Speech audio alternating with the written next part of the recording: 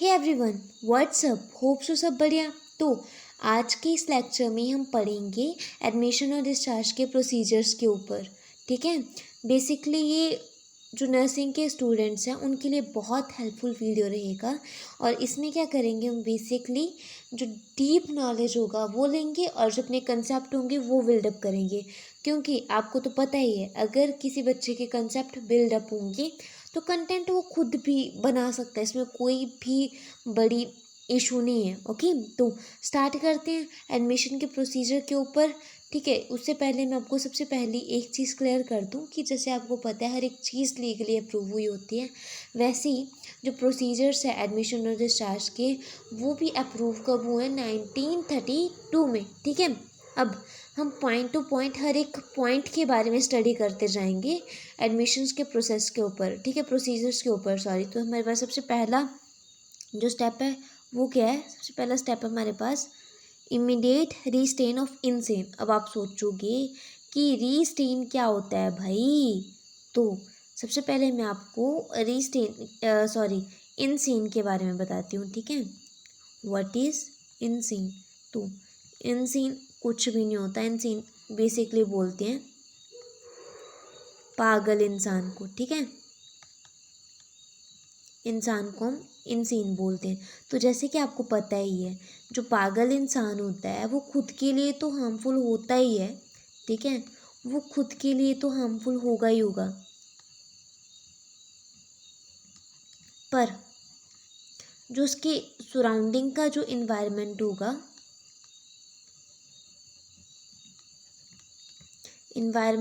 जो उसके सराउंडिंग में जो लोग होंगे उनके लिए भी वो हार्मफुल होगा। जो पागल इंसान होता है, इनसीन पर्सन होता है, वो अपनी प्रॉपर्टी को डिस्ट्रॉय करता है। ठीक है, ऐसे चंगा भला इंसान थोड़ी करता है अपनी प्रॉपर्टी को डिस्ट्रॉय। कोई करता है अपनी प्रॉपर्टी को डिस्ट्रॉय? सिर्फ पागल इंसान ही कर सकता है भाई अपनी प्रॉपर्टी को डिस्ट्रॉय। तो ठीक है, तो फिर इन केसेस में वो पर्सन खुद बोलेगा कि मेरे को हॉस्पिटल में क्या करो, एडमिट कर लो भाई, मैं मेंटली हेल्दी नहीं हूँ।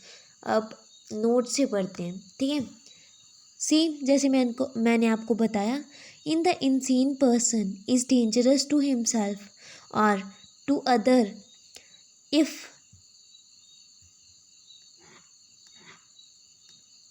he likely do injure her property or that of other. He lawfully or if he unlikely to injure his property or that of other, he can lawfully kept under a personal care of the attendant or admitted into the mental hospital। जैसे मैंने आपको बताया कि वो क्या करेगा, खुद के लिए डेंजरस है, लोगों के लिए डेंजरस है, अपनी प्रॉपर्टी को डिस्ट्रॉय करेगा, खुद ही बोलेगा कि मेरे को मेंटल हॉस्पिटल में एडमिट कर लो, जब मैं ठीक हो जाऊंगा तो मैं चला जाऊंगा यहाँ से। ठीक है, अब वॉलंटरी एडमिशन में इसमें भी थोड़ी थोड़ी चीज़ें सेम है। ठीक है, अब इसको नेक्स्ट स्लाइड पे करते हैं। ठीक है, नेक्स्ट स्लाइड पे नहीं, मैं आपको रफली समझाती हूँ। ठीक है, उप्स, स्लाइड तो ऐड ऑन करनी पड़ेगी, रुको। तो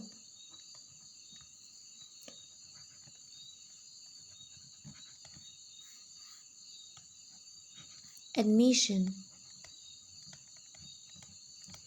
इसमें क्या होता है, जो पेशेंट होता है वो रिक्वेस्ट करता है कि मेरे को एडमिट कर लो हॉस्पिटल में।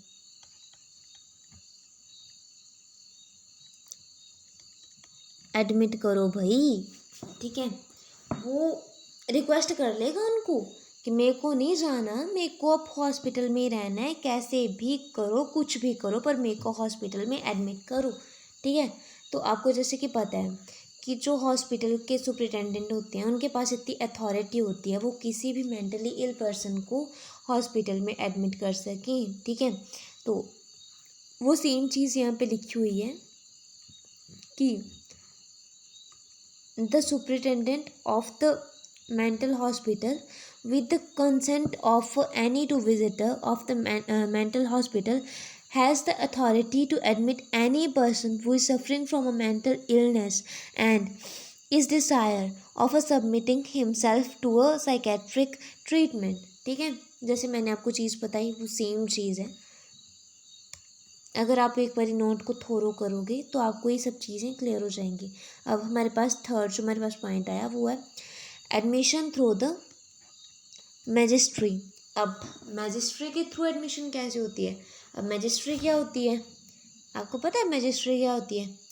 मैजिस्ट्री मेनली क्या होती है कि आपको पता है जैसे भी कहीं पे कोई क्राइम हुआ होता है, फॉर एग्जांपल आप टीवी सीरियल्स की या कोई मूवीज़ की बात कर लो कि अगर किसी इंसान को अपना जो वो होता है, क्या बोलते हैं उसको, ठीक है, जो पर्सन होता है जिसने वो गुनाह किया होता है, उसको अगर उसे बेगुनाह साबित करना है तो वो क्या करता है, अगर उसको टाइम चाहिए होता है वो क्या बोलता है कि भाई ये मेंटली डिस्टर्ब है, ये पागल है, इसको पता नहीं था, ठीक है, इसको थोड़ा टाइम दो, ऐसा होता है ना. तो वो इसी के अंडर आता है. ठीक है, ऐसे बंदों का एडमिशन मैजिस्ट्री के थ्रू ही होता है. जब मैजिस्ट्री ऑर्डर देता है, मतलब कि जो भी छोटे मोटे जो हमारे कोर्ट्स होते हैं उनके जो जज होते हैं उसको बोलते हैं मैजिस्ट्री. और जब वो किसी पर्सन को, किसी क्रिमिनल को परमिशन देगा, पहले चेक करेगा कि भाई ये सच में मेंटली सफ़र कर रहा है कि नहीं कर रहा है, झूठ तो नहीं बोल रहा. जब वो एश्योर हो जाएगा कि हाँ ये सच बोल रहा है, उसके लिए हमें थोड़े मेडिकल सर्टिफिकेट भी चाहिए होते हैं. 2 मेडिकल सर्टिफिकेट तो एटलीस्ट होने ही चाहिए किसी भी क्रिमिनल को मेंटली डिस्टर्ब साबित करने के लिए. तो जब वो सब कुछ चीज़ें अप्रूव हो जाती हैं, जब उसको यकीन हो जाता है कि मेंटली डिस्टर्ब है, तो वो उसको परमिशन दे देता है, वो अलाउ कर देता है कि भाई इस क्रिमिनल को आप मेंटल हॉस्पिटल में रखो और जब ये ठीक हो जाएगा तो ये फिर जेल जाएगा. ठीक है, ऐसे समझो आप. ठीक है, अब नोट्स पे आते हैं जी. बड़ा देख लिया एग्जाम्पल सी. ठीक है, अब same cheese. In this, family member of the patient have to submit patent for a reception order of admission into a mental hospital. वही चीज़, फैमिली मेम्बर होगा उसको सबसे पहले क्या करना पड़ेगा, पिटिशन सबमिट करना पड़ेगा ना कि भाई वो मेंटली डिस्टर्ब है, उसको कुछ हुआ है, उसको मेंटल हॉस्पिटल में एडमिट करो. फिर क्या होगा, जो पेशेंट होगा, ये देखो जैसे लिखा हुआ है, the patient has to be on a specific form and has to be supported by 2 medical certificate.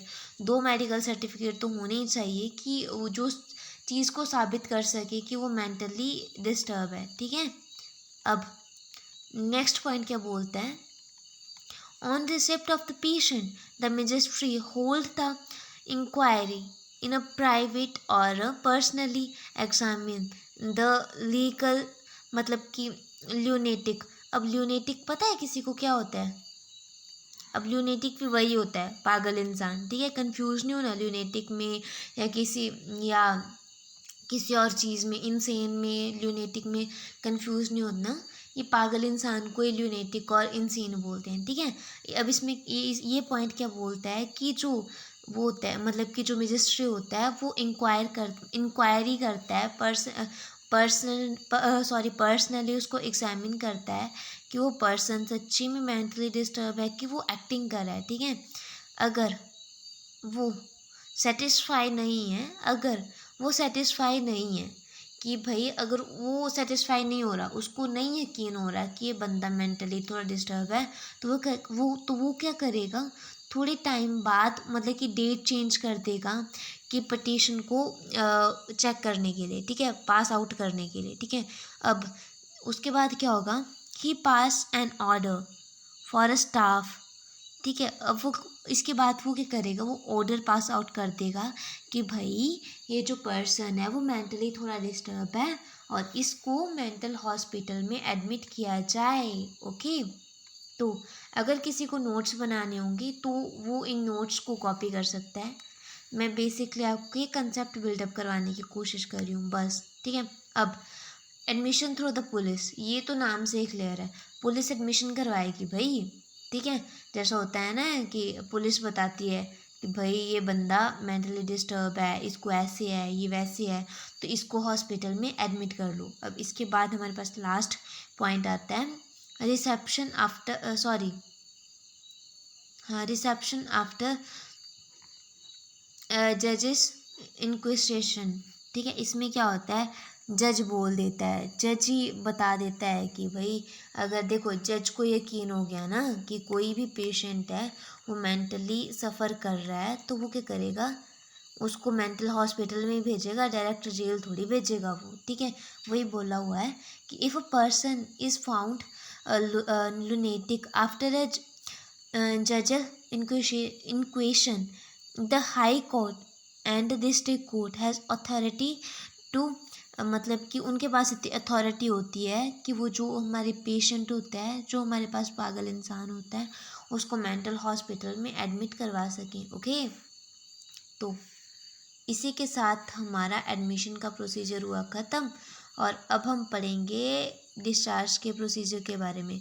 जैसे कि आपको पता है एडमिशन हो गया, डिस्चार्ज भाई पेशेंट को हॉस्पिटल से बाय बाय टाटा बोल देना है।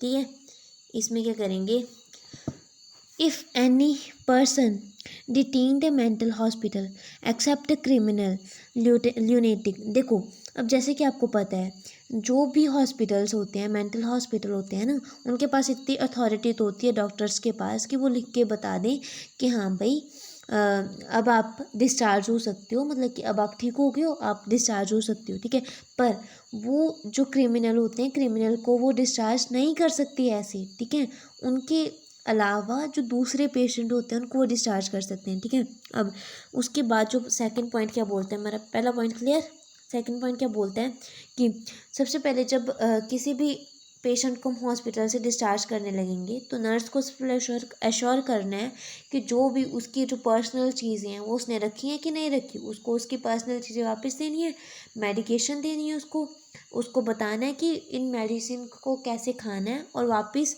कब आना है चेकअप के लिए। ठीक है, उसको हर एक चीज़ बतानी है। ओके, अब इसके बाद उसको बताना जो भी उसकी ज़रूरतें होंगी और इस मेडिसिन के साइड इफ़ेक्ट्स क्या हैं, हर एक चीज़ बतानी है पेशेंट को। ठीक है, अब डिस्चार्ज आना हाँ प्रोल।